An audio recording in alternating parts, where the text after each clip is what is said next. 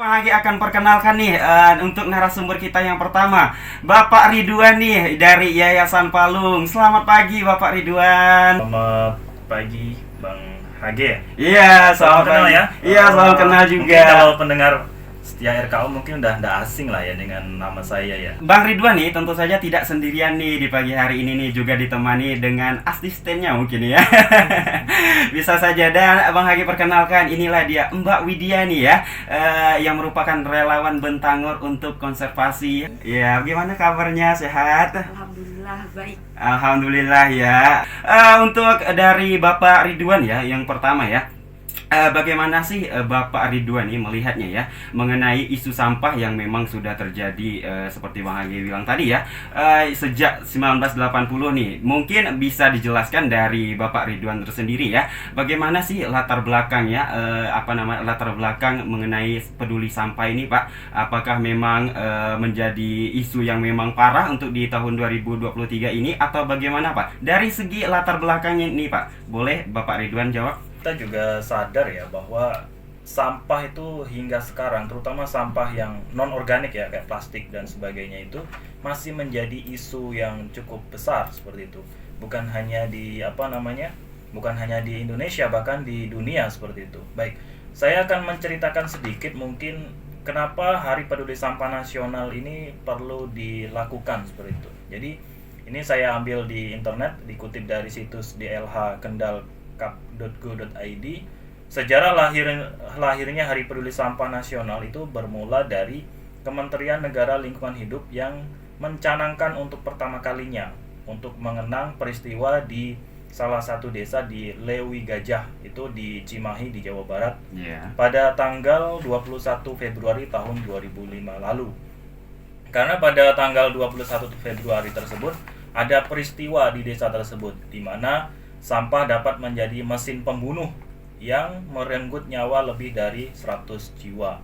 Nah, peristiwa tersebut terjadi akibat curah hujan yang pada waktu itu cukup tinggi dan ledakan gas metana pada tumpukan sampah. Gas metana ini kan sifatnya beracun. Nah, sehingga akibatnya tercatat ada sekitar 157 orang meninggal dunia, dan 2 kampung di Kampung Cilimus dan Pojok namanya itu hilang dari peta. Mungkin karena tergulung longsor sampah yang berasal dari tempat pembuangan air di Lewi Gajah tersebut, seperti itu.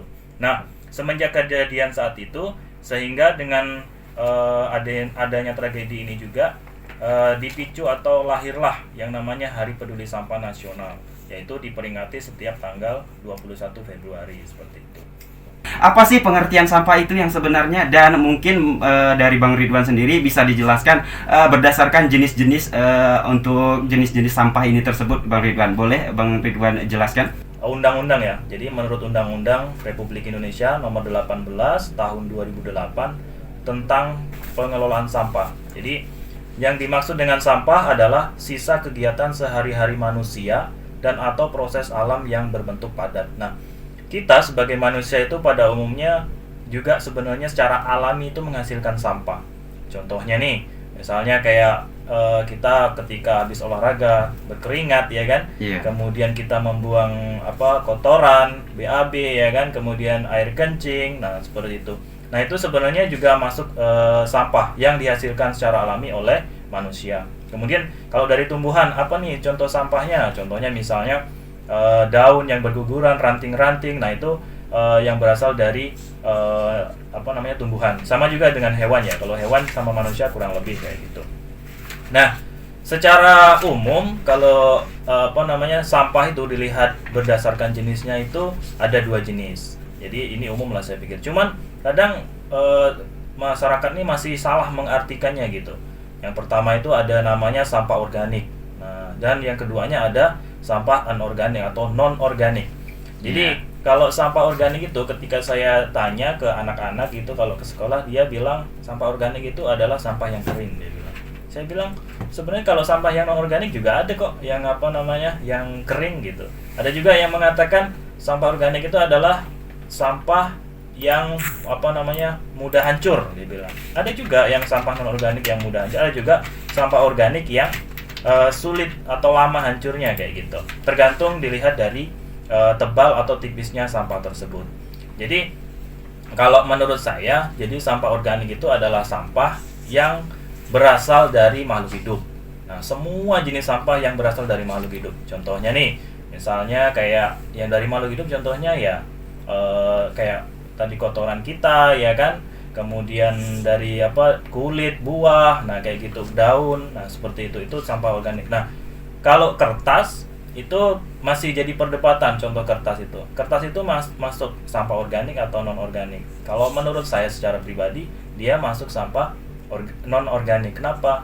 Karena walaupun dia berasal, kalau kita tahu kan kertas kan berasal dari tumbuhan. Iya. Nah, cuman dia masuk sampah non organik, nanti saya jelasin. Oke. Itu tadi contohnya ya. Contohnya ada, kalau sampah organik itu adalah sampah yang berasal dari makhluk hidup. Nah, contohnya seperti kotoran, kemudian ranting-ranting, kemudian kulit buah, nah dan lain-lain. Nah, kalau sampah yang anorganik atau non-organik itu adalah sampah, semua jenis sampah yang berasal melalui proses industri. Nah, itu kuncinya di situ. Kalau yang organik berasal dari makhluk hidup, kalau yang non organik berasal dari proses industri gitu, proses industri kayak gitu.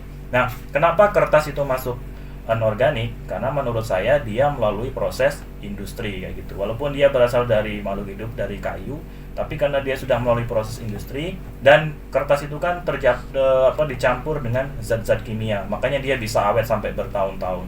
Nah, itu alasannya kenapa dia masuk sampah anorganik. Seperti itu, Bang.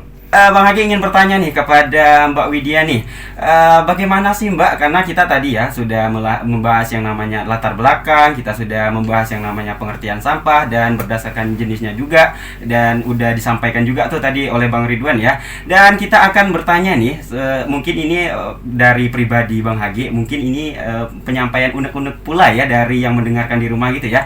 Bagaimana sih cara kita mengurangi sampah plastik gitu ya? Karena yang kita lakukan sehari-hari, apalagi kita sering berbelanja, pastinya kita diberikan yang namanya kantong plastik gitu ya. Bagaimana kita menerapkannya nih, baik dari segi Mbak Widya sendiri nih, bagaimana cara Mbak Widya nih untuk mengurangi atau melakukan yang dinamanya mengurangi sampah plastik ya, sebagai kehidupan sehari-hari yang biasa Mbak Widya jalankan sebagai relawan Bentangor di Yayasan Palung nih. Boleh dijelaskan oleh Mbak Widya, silakan. Bang Hage, ada beberapa cara untuk mengurangi sampah plastik di kehidupan sehari-hari, yaitu dengan melakukan 3R, reduce, reuse, dan recycle.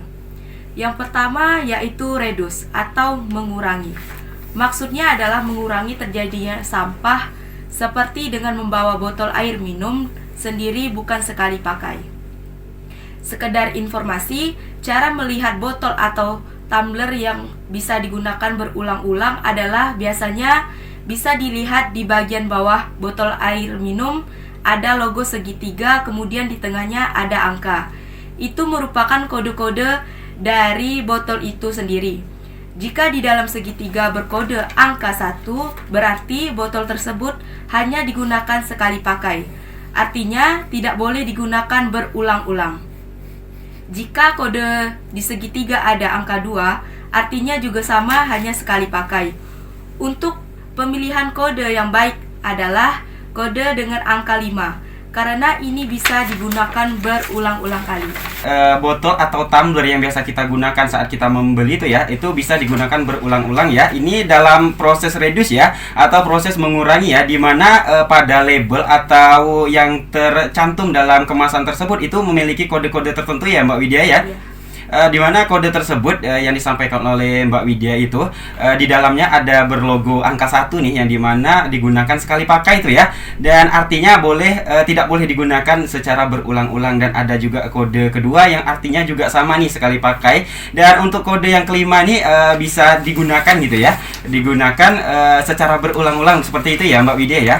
Dan bisa ditambahkan lagi Mbak Widya, apa contoh lain gitu dari contoh reduce ini ya, secara pemahaman Mbak Widya nih di relawan Bentangor nih untuk konservasi ini, boleh disampaikan Mbak Widya? Contoh lain dari cara reduce adalah membawa tas belanja dari rumah, kemudian menggunakan sedotan dari bahan stainless.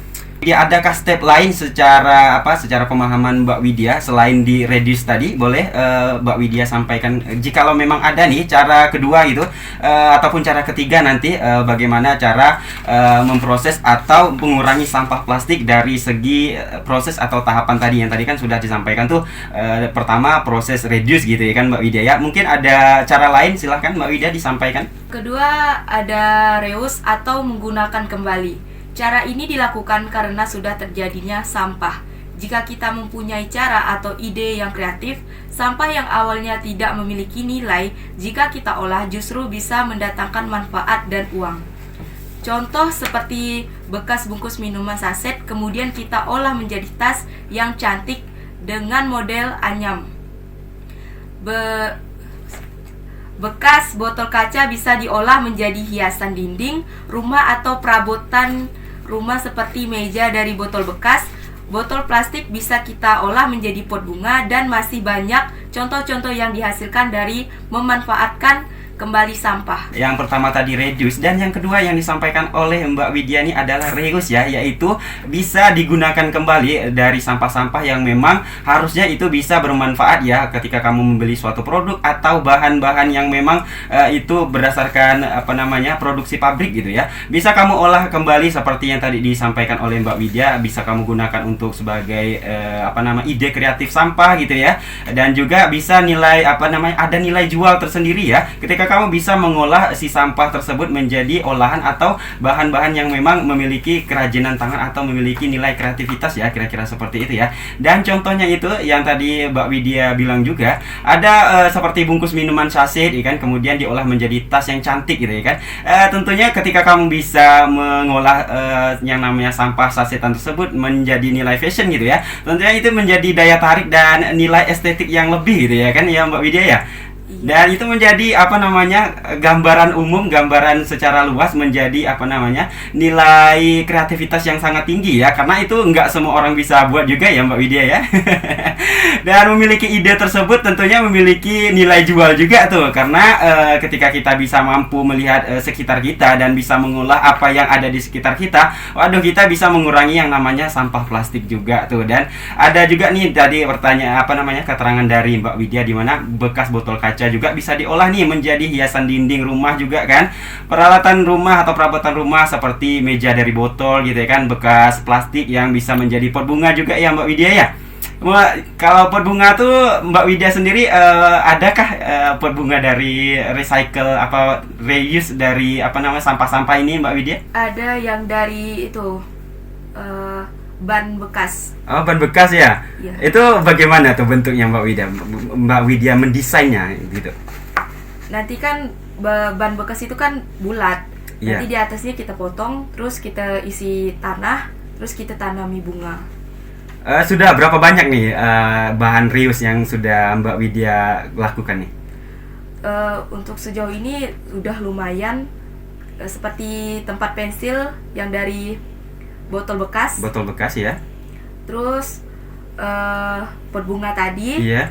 Dan masih banyak lagi rasanya. Iya, dan masih banyak yang lain-lainnya lah gitu ya Mbak Widya ya. Nah, itu menjadi contoh ya bagi kamu semua yang ingin mereuse nih atau menggunakan kembali sampah-sampah yang memang berserakan atau kamu simpan di belakang rumah gitu ya. Tentunya sampah-sampah apalagi botol plastik itu masih banyak manfaatnya tuh. Kamu bisa buat untuk mainan anak juga bisa ya kan. Menjadi pot bunga, apalagi nanti kamu bisa menanam cabai deh di atas itu ya kan. Tentunya nanti ketika sudah besar ya Mbak Widya ya, itu menjadi bisa dijual gitu ya Mbak Widya ya, dan menjadi lahan juga, hemat lahan juga ya kan Mbak Widya, nggak perlu nanam yang namanya di atas tanah gitu ya kan Mbak Widya ya. Kita bisa menanam di pot bunga dan bisa digantung-gantung tuh kan, karena itu bisa menjadi nilai estetik juga bagi sekitar rumah kita ya Mbak Widya ya, karena itu bisa mempercantik yang namanya lingkungan rumah kita ya. Untuk selanjutnya nih Mbak Widya, apakah masih ada nih stepnya nih selain dari reduce, selain dari reuse, apakah ada step lanjutnya, adakah step lanjutannya nih Mbak Widya? Boleh kalau ada disilahkan. Cara yang ketiga adalah recycle atau mendaur ulang. Cara ini sedikit lebih sulit karena kita harus bisa mengolah sampah tersebut menjadi barang semulanya. Contohnya mendaur ulang botol plastik menjadi botol plastik kembali. Hal ini sulit dilakukan karena memerlukan alat khusus untuk mengolahnya. Artinya, Cara ini perlu adanya kerjasama antara masyarakat dengan pabrik yang mengolahnya.